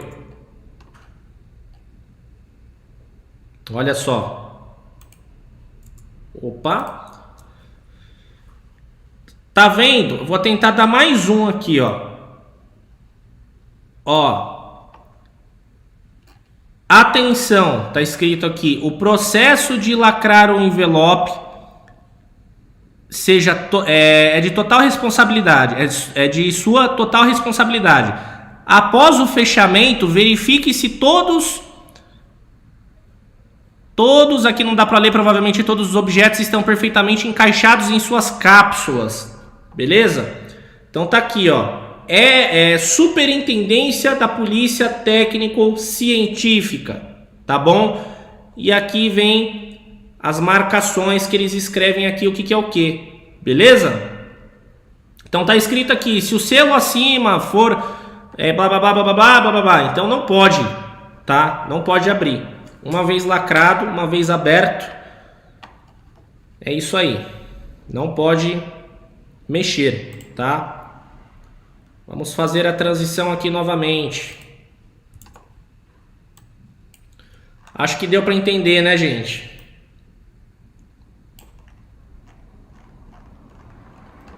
Bom, quando o perito, gente, ele entra lá na cena do crime, tem uma parada chamada exame perinoscópico. Perinescroscópico. Tá difícil isso aí. É exame perinecroscópico. Quando o perito chega, ele faz esse exame, tá? O que é isso? Basicamente, ele faz uma análise externa do cadáver que tá ali na cena do crime. Ele dá umas voltas, olhando todo o local, ele verifica bem devagar a posição que esse corpo tá, ele dá uma olhada para ver se os tipos de lesões visíveis, né, que tem aqui naquele corpo. Isso tudo é esse tal de exame perinescroscópico. Basicamente, é a primeira análise do fato, tá? E lógico que esse exame, pessoal, ele já exibe, ele já traz muito do que aconteceu, né? Muitos indícios. E tudo isso é registrado, então o perito anota tudo isso, tá? E posteriormente, ele vai parar na mão dos profissionais da necrópsia lá no IML, beleza? Porque quando um corpo chega lá, ele chega já com a ficha, né? E aí eles contribuem para elucidação do que aconteceu, beleza? Então nessa foto que eu vou colocar aqui, é uma foto de um exemplo de um perito em campo fazendo essa análise aí do ambiente. Eu não vou falar essa palavra de novo não vou passar essa vergonha. Vamos lá, vamos fazer a transição. Ó, estão vendo? Tá com uma arma na mão aqui, ó. Então tá de luva. Vocês vão ver aqui que tem aqui um 3zinho, que é a marcação aqui bem embaixo do logo aqui em amarelo, tá? Então tudo que é importante, eles vão colocando essas marcações. Beleza? Então vamos voltar aqui.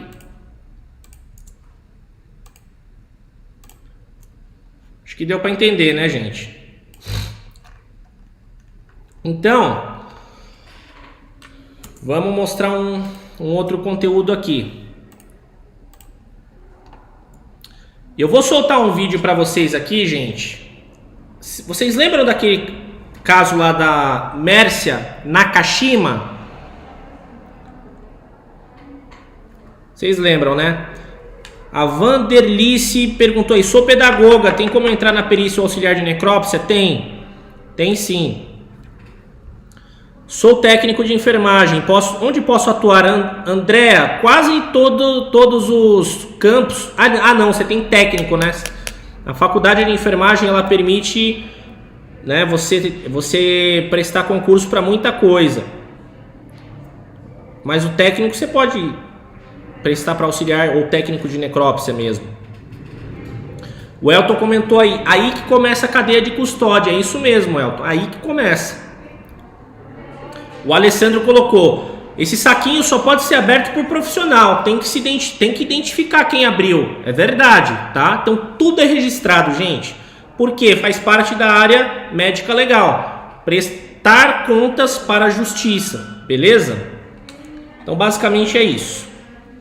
Bom, a Robéria colocou aí, relaxa, Rodrigo, esses nomes são bem complicados, são. E para decorar é tenso também. Então eu vou colocar aqui para vocês, gente, um videozinho rapidinho, pouca coisa, daquele caso lá da Mércia Nakashima, tá bom? Para vocês verem qual foi o pulo do gato da identificação. Vamos lá. Vou abrir aqui para vocês, vamos fazer a transição.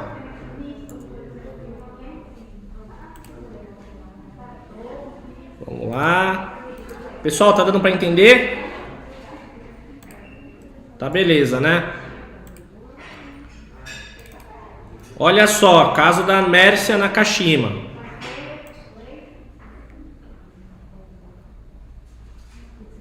Vou colocar só na parte interessante.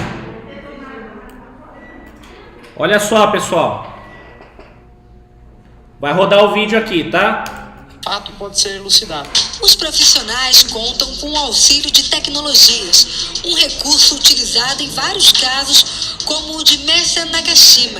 Em 2010, a advogada desapareceu e dias depois a polícia encontrou o carro dela submerso na represa de Nazaré Paulista, no interior de São Paulo. O principal suspeito do crime era o ex-namorado dela, Misael Bispo de Souza. Mércia tinha terminado o relacionamento e ele não aceitava. A prova decisiva contra Misael foi encontrada no sapato dele. Na sola havia vestígios de algas comuns na represa. Além disso, o rastreamento do celular dele mostrou que Misael mentiu ao informar a localização dele no dia em que a advogada desapareceu.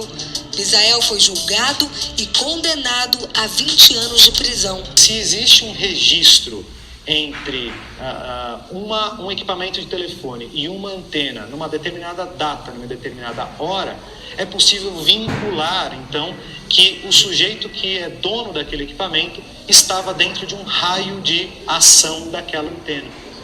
Outro caso que teve bastante repercussão aconteceu em 2013, quando a estudante Bianca Consoli foi morta pelo próprio cunhado, o motoboy Sandro Dota. Ela também sofreu abuso sexual.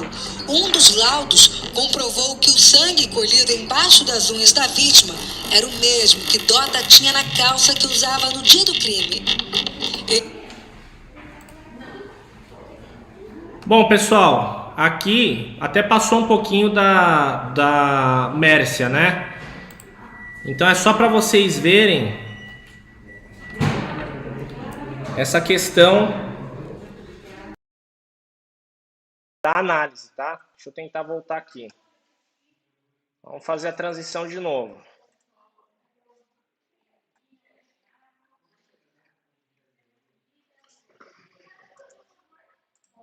Bom, então o que acontece, gente? Qualquer evidência, ela vai contribuir para a elucidação de um crime, tá? Qualquer uma. Mas pode pegar aqui, Matheus, pode vir, tranquilo. Não atrapalha não, pode pegar. Então, gente, tudo é necessário, né, fazer essas coletas, fazer as benditas identificações. Muitos casos, é mais de uma esfera da polícia científica que vai contribuir, né, para aquela elucidação daquele caso, né? Pessoas que tiveram entes queridos que sumiram, de repente a pessoa desapareceu lá de um dia para o outro. Então é feito esse trabalho, né, que é desenvolvido aí pela Polícia Civil, científica, e aí eles vão, é um quebra-cabeça, eles vão juntando as pecinhas até chegar na conclusão, né? Então, nesse sentido, todas as áreas trabalham em uma sincronia, tá? E pode ser desde catástrofes aí, como eu falei, aquela questão de deslizamento, acidentes, até crimes mesmo de uma pessoa matar a outra, tá? Homicídio e afins. Beleza? O áudio ficou um pouco baixo mesmo no vídeo, gente. É porque tá reproduzindo aqui do meu notebook, beleza? Então, galera, eu vou colocar para vocês aqui uma questão do seguinte. Por exemplo, vamos supor, né, que tem uma troca de tiros, uma cena de crime, né? Vamos supor que uma galera aí tentou assaltar um banco, os bandidos estavam, né, fortemente armados, e aí deram um monte de tiro. O que acontece? Quando a pessoa, quando no caso o autor ali do disparo, ele atira, né, quando acontece o ato, aquela bala, aquele projétil vai ficar na cena do crime, beleza? Só que vocês imaginem aí, esses criminosos trocam tiro com esses policiais por mais de 2 horas e depois esses caras fogem. Vocês imaginam a quantidade de projétil que vai ter no local? E aí fica uma pergunta, né? O que o perito faz com essa porrada de projétil, cartucho, ele coleta tudo?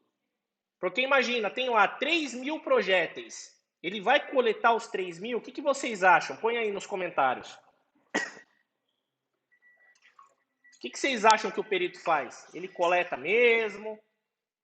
Ou ele pega só um ou outro? Qual é o critério que vocês acham que existe para isso?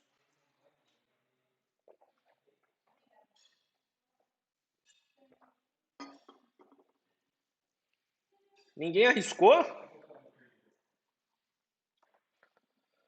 Então, pessoal, nesse POP aí que eu estou falando, procedimento operacional padrão, lá existe uma tabela, a Elisângela colocou aí, coleta tudo.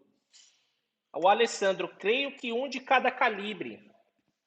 É uma linha de raciocínio interessante. A Gleice colocou aí, ele deve pegar os mais relevantes para análise. Viviane, tem que coletar tudo. Então, o que acontece, gente? Existe uma tabela, que o POP, né, o procedimento operacional padrão, ele pensou em tudo. Existe uma tabela que harmoniza essa relação de lote e amostras, tá? Por exemplo, dá para ver que se tiver de 2 a 8 cartuchos, com características semelhantes, aí entra a linha de raciocínio aqui do Alessandro, né? Creio que um de cada calibre. Então, é levado pelo menos 2 para a amostra.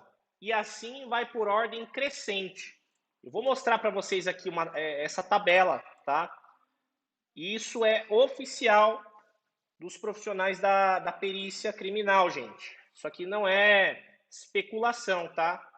Eu tirei direto do site interno. Ó. Opa. Deixa eu sumir aqui minha webcam. Beleza, sumiu. Olha só. Aqui é a tabela. Não sei se vocês vão conseguir enxergar legal. Mas está aqui, ó. Tamanho do lote. Número de cartuchos com características semelhantes. Aí entra a linha de raciocínio do nosso amigo aí, Alessandro, que deixou nos comentários. O que é semelhante? Do mesmo calibre. Então, de 2 a 8, o perito vai coletar pelo menos 2. De 9 a 15, 3. De 16 a 25, 5. E assim gradativamente. Eu não vou falar todos aqui, né? Desnecessário. Então, acima de 500 mil, ele vai coletar 1.250. É um número mínimo de cartuchos, por exemplo. Tá? A se testar. Vamos lá. Fazer a transição aqui de novo.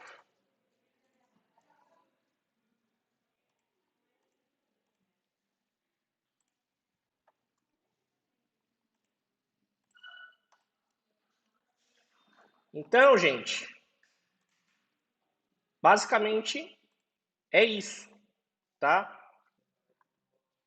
Então, lá no laudo pericial, porque o perito ele fica responsável por fazer esse laudo. Então, no laudo pericial, a quantidade de cartuchos que vão ser submetidos ao teste de eficiência, os métodos e as técnicas adotadas, né? Ele vai estar lá, beleza?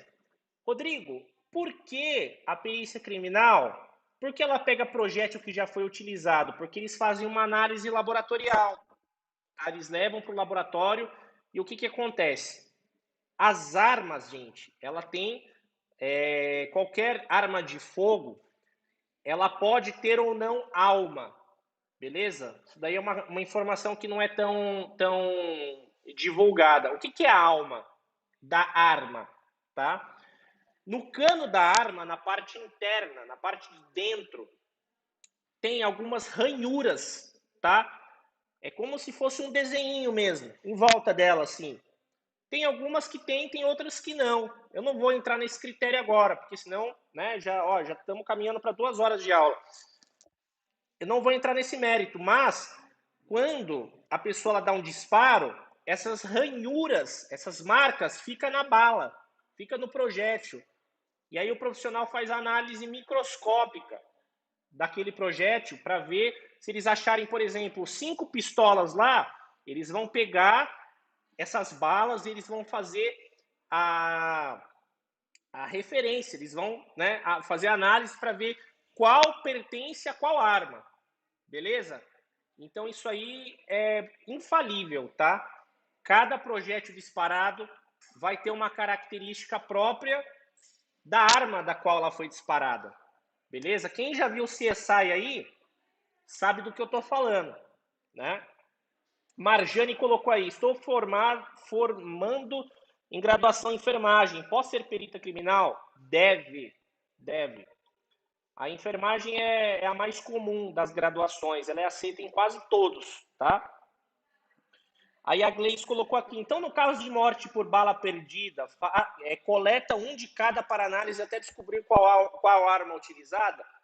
Se tiver a arma próximo, né, se os peritos conseguirem coletar a arma, sim, mas exige outras investigações de outras esferas fora da perícia, tá? O Alessandro colocou aí, juiz pode pedir horas já. E aí tem gente que pergunta assim, pô, Rodrigo, o que tem na maleta do perito, cara? O que o perito leva? Vou mostrar para vocês o que o perito leva. Quer dizer, eu podia abrir uma maleta aqui, né? Mas eu não tenho. Mas eu vou mostrar uma imagem interessante aqui para vocês verem. Vamos fazer a transição, vamos lá. Olha só, gente. Aqui a gente tem tudo que um perito tradicional leva na sua maleta. Então aqui está escrito aqui, o perito e sua maleta são inseparáveis. Ela instrumentaliza o profissional na hora de analisar a cena do crime. Então tem papel filtro. Papel filtro serve para quê? Para coleta residuográfica de vestígios de projéteis que indicam se a pessoa efetuou ou não o disparo com arma de fogo. Tesoura, usada para cortar a roupa da vítima na hora de verificar ferimentos. Também ajuda na coleta de materiais para o laboratório, como cabelo, por exemplo.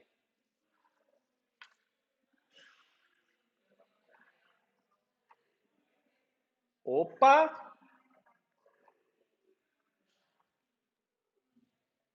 Até parei aqui, pessoal. Vocês falaram que travou? Tá estabilizando. Gente, põe nos comentários aí até onde vocês conseguiram ver, assistir essa apresentação da maleta. Põe nos comentários aí, galera.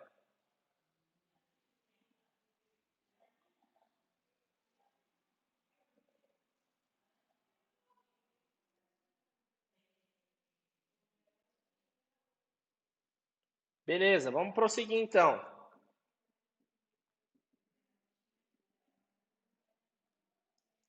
Ô, Léo.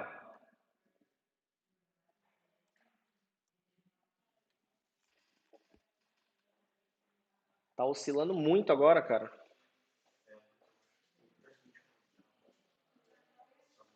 Nossa.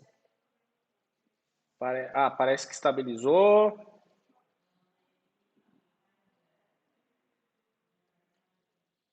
Vocês estão me ouvindo, gente? Parece que foi agora. Legal. Tá voltando. De vez em quando dá essas osciladas aí, né? Vamos resumir aqui, gente. Perito, ele tem papel filtro para coleta residuográfica de vestígios de projéteis que indicam se a pessoa efetuou ou não disparo com arma de fogo. Ele tem tesoura. A tesoura ela é usada para cortar a roupa da vítima na hora de verificar ferimentos. Também ajuda na coleta de materiais para o laboratório, como cabelo. Ele tem água oxigenada. A água oxigenada, gente, ela identifica algumas substâncias. Por exemplo, em contato com o sangue, a água oxigenada ela borbulha, tá?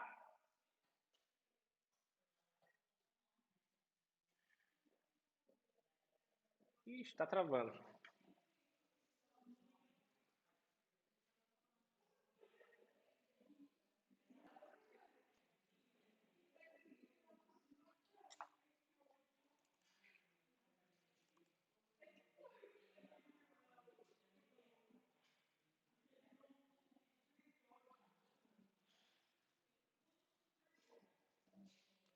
Tô aguardando a conexão estabilizar, gente.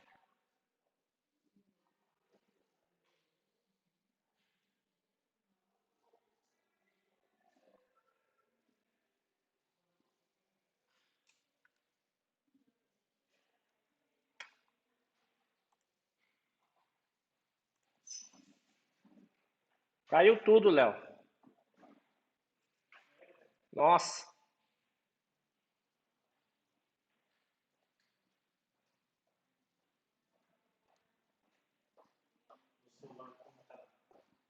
Tá travado. Mas parece que tá... Então, ó, tá 324 kbps. Tava 5.000 agora há pouco. Tá bem... Baixei 98. Tem hora que chega a 0. Bom. Vocês estão ouvindo o áudio, gente? Se vocês tiverem ouvido, beleza. Voltou, estabilizou. A gente vai ter que mudar a conexão. Ó, 0 de novo.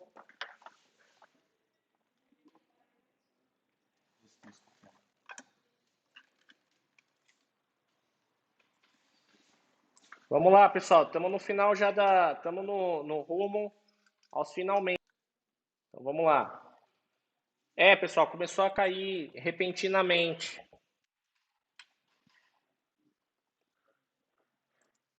Bom, dando aí continuidade.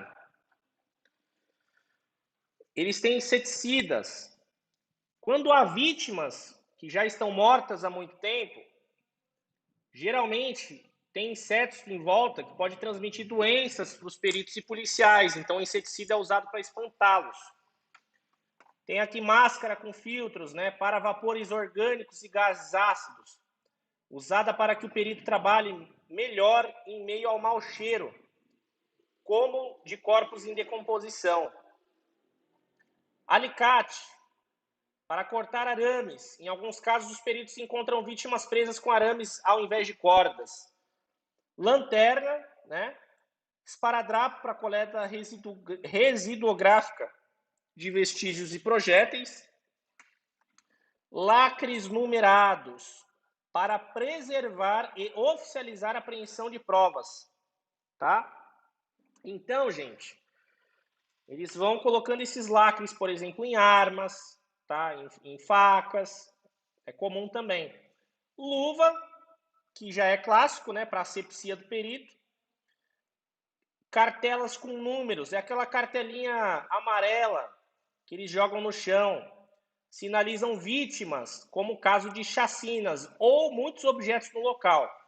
E as setas para indicar ferimentos nas fotos tiradas das vítimas. Beleza? Então, é isso, basicamente, tá? Pessoal, o perito criminal, ele também faz e ele vê se tem sangue. Por exemplo, nesse vídeo que eu vou rodar para vocês aqui, dá para ter uma noção.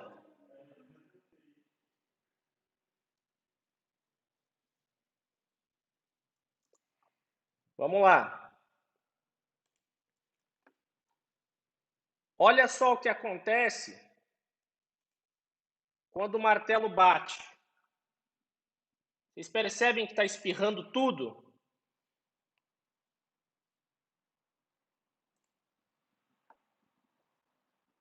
Então,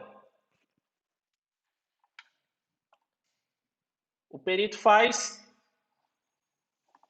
essa coleta também de materiais biológicos, tá? Bom, gente, quando o perito vai fazer uma análise de um corpo, porque ele olha também como está o corpo, né? Ele identifica entrada. Lembra que eu falei ontem, na aula de ontem, de necrópsia, eu falei de PAF? Projétil de arma de fogo. Aqui é a entrada, tá pequenininho, tá? E aqui é a saída. Olha o rombo que fez. Então, se tiver tecidos duros no caminho, pode fazer um baita do estrago, porque o projétil né, com a força dos joules, ele sai empurrando tudo, tá?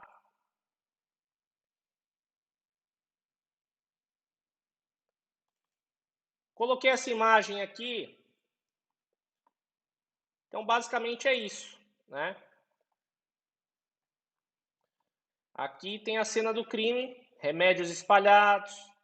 Só um exemplo para vocês, tá? A posição da arma, a forma com a qual a pessoa foi baleada.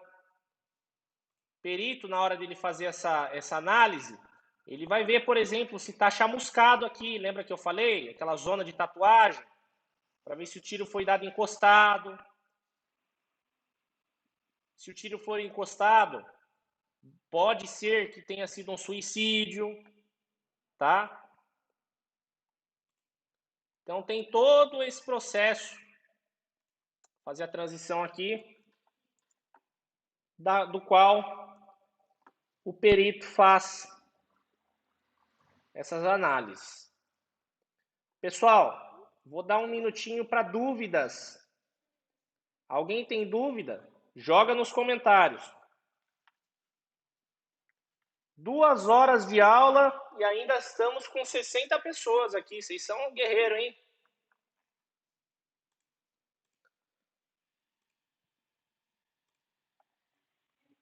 Ficou alguma dúvida desses processos que eu mostrei, pessoal?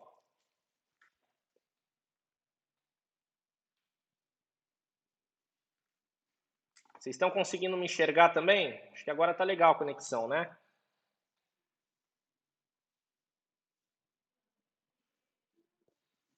Parece que tá com um atrasozinho aqui o vídeo.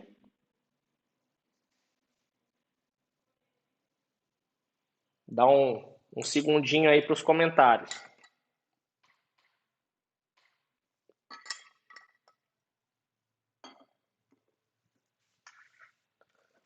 A Priscila colocou aí, o link da aula será colocado no grupo. Voltamos.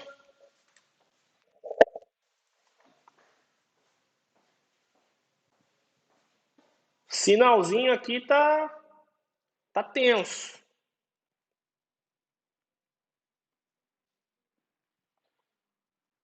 É isso. Bom, pessoal,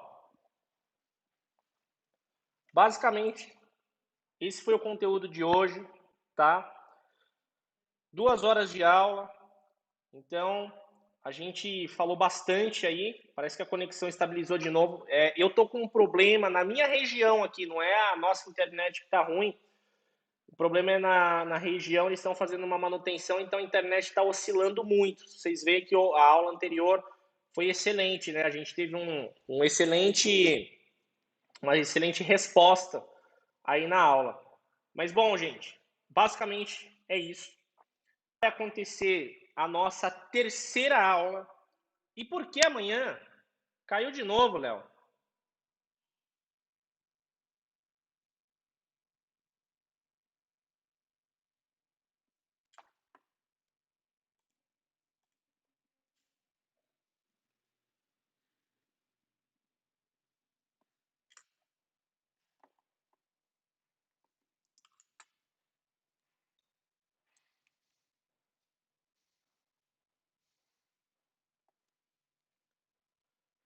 Então amanhã, pessoal, vai ser a nossa aula mais importante. E por que vai ser a aula mais importante? Porque amanhã eu vou mostrar para vocês mais sobre o campo que não precisa de concurso, tá? Onde o que vocês podem fazer, caiu de novo.